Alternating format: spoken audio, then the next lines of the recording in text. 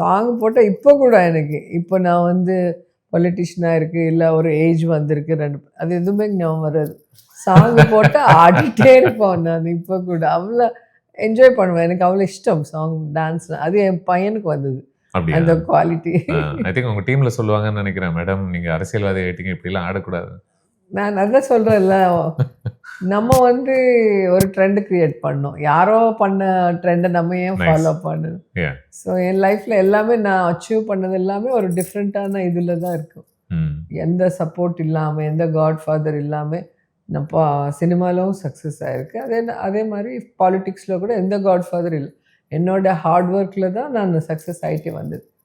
And தெலுங்குல பார்த்தீங்கன்னா நான் மைத்தலாஜிக்கல் பண்ணியிருக்கேன், ஃபோக்லர் பண்ணியிருக்கேன், நக்ஸ்லைட் பேக்ரவுண்ட் பண்ணியிருக்கு, ஆக்ஷன் மூவிஸ் பண்ணியிருக்கு.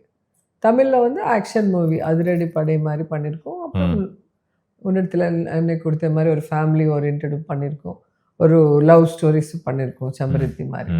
ஆனால் தெலுங்குல நிறைய வெரைட்டி பண்ணியிருக்கோம். ஃபோக்லர், மைத்தலாஜிக்கல், நம்ம விஜயவாகினி ஃபிலிம்ஸ் எல்லாம் பண்ணியிருந்தேன் நான்.